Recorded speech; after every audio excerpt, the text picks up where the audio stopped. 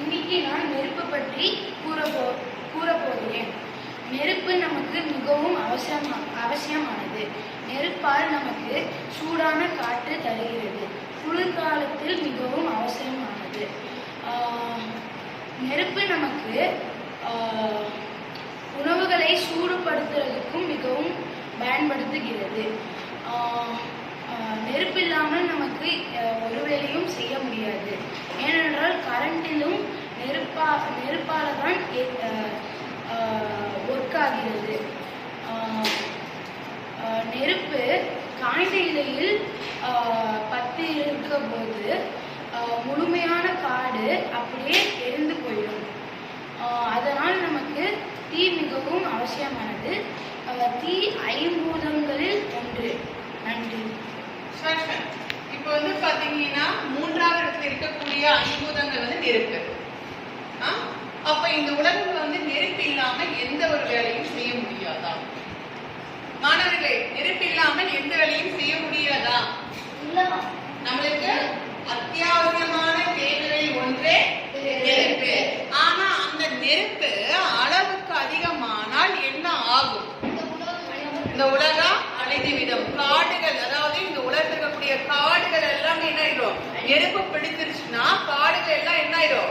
அழிந்து விடும். அதனாலதான் ஐம்பூதங்களில் ஒன்றாக நெருப்பு விளங்குகிறது. அடுத்தது காற்றை பற்றி பேசுவதற்கு ரிதேஷ் வருகிறார்.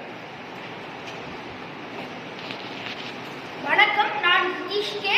நான் இன்று காற்றை பற்றி பேச போகிறேன். காற்று ஐம்பூதங்களில் ஒன்று. ஏனென்றால் நீங்கள் காற்று இல்லாமல் வாழ முடியாது. நீங்கள் ஒரு 20 செகண்ட் மூச்சை பிடித்துக் கொள்ளுங்கள். 20 செகண்டுகளுக்கு அப்புறம் உங்களுக்கு முழுமையாக மூச்சு விடுவது சிரமமாக இருக்கும். எனவே காற்று நம் வாழ்வுக்கு அவசியமானது. ஆனால் காற்று சில முறைகள் ஆபத்தாக மாறும். அந்த ஆபத்தில் ஒன்று சூறாவளிகள் நம்ம வீடுகள், நிலம் அதையெல்லாம் அழிக்கும். நன்றி. கேட்கலாமே. அதாவது காற்று மென்மையாக வீசும்போது நாம் தென்றல்கிறோம், சரியா? அதே காற்று அதிகமாக வீசும் பொழுது அது புயலாக, சூறாவளியாக மாறுகிறது.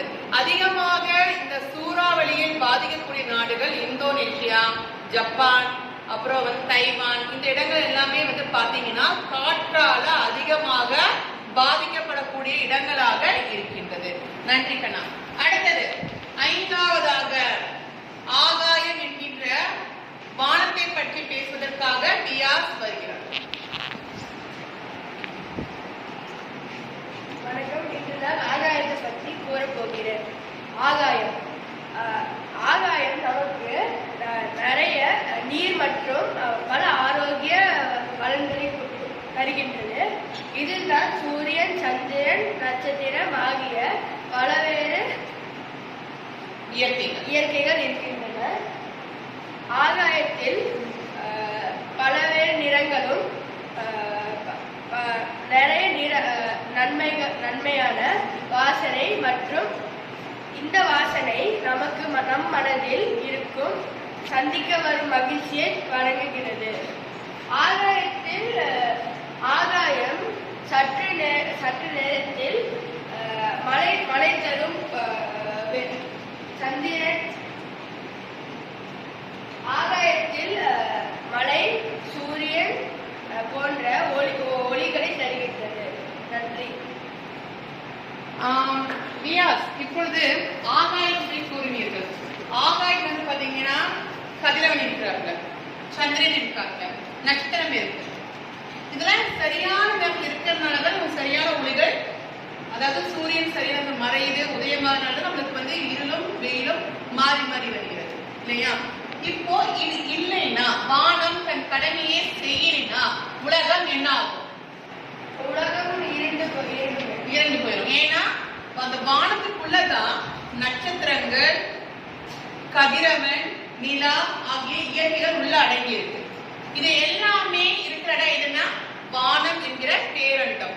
இந்த பேரண்டத்துக்குள்ள இந்த கதிரவனும் நட்சத்திரங்களும் நிலாவும் இல்லை என்றால் இந்த உலகம் எப்படிப்பட்ட உலகமாக இருக்கும்? மாணவர்களே, இருண்ட உலகமாக இருக்கும். என்ன ஸ்ரீராம்? என்னவாக இருக்கும்? இருண்ட உலகமாக இருக்கும். இருண்ட உலகமாக இருக்கும். அதனாலதான் நன்றி வியாஸ். அதனாலதான் சொல்றாங்க நில, நீர், நெருப்பு, காற்று, ஆகாயம் ஆகிய 5 இயற்கைகளை நாம் ஐம்பூதங்கள் என்கின்றோம். இந்த ஐம்பூதங்களால் நன்மைகளும் உண்டு, தீமைகளும் உண்டு. ஆனால் இந்த ஐம்பூதங்களை நாம் சரிவரவாக பயன்படுத்தினால் சிக்கல்கள் இல்லை. நாம் சரியான முறையில் கடைபிடிக்காமல் விட்டால், அந்த இயற்கையை பாதுகாக்காமல் இருந்தால் இந்த இயற்கைகள் ஐம்பூதங்களாக மாறும். இந்த ஐம்பூதங்கள் இல்லை என்றால் இந்த உலகம் இல்லை. இந்த ஐம்பூதங்கள் இருப்பதால் தான் இந்த உலகம் சரிவர இயங்குகிறது.